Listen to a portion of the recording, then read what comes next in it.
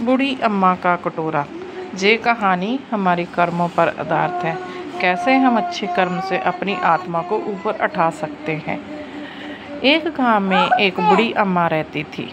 उनका कोई नहीं था और वे मंदिर के बाहर बैठकर भीख मांगती थी। लोग उन्हें देखकर अक्सर हम अपेक्षा करते, कुछ तो ताने भी मारते, पर अम्मा हमेशा शांत रहती। वो जो थोड़ा बहुत अनाज या पैसे मिलते, उससे भूखे कुत्तों और पक्षियों को भी खिलाती।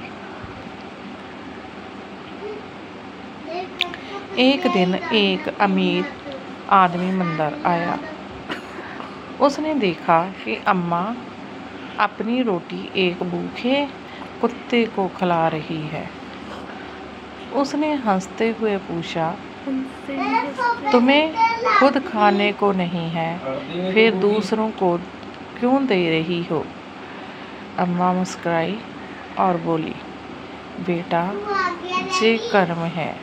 अगर मैं देने योग्य नहीं रही तो क्या करुणा भी छोड़ दूं?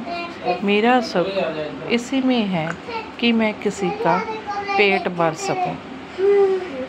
वह आदमी चुप हो गया।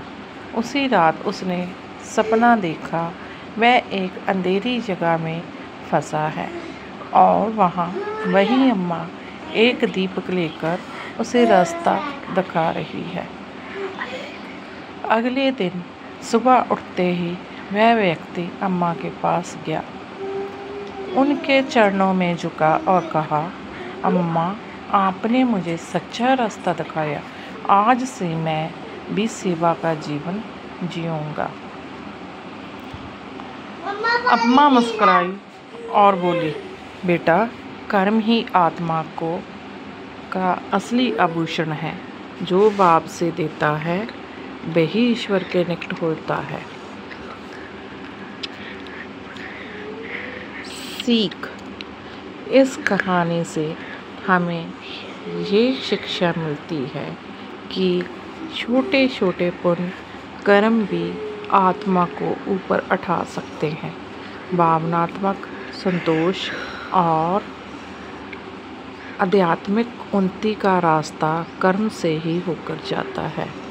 सो हमें भी छोटे छोटे पुण्य दान करके अपनी आत्मा को ऊपर उठाना चाहिए। अच्छे कर्मों का बीज बोना चाहिए। Thank you very much. मेरे चैनल को सब्सक्राइब, लाइक और कमेंट ज़रूर करना। धन्यवाद।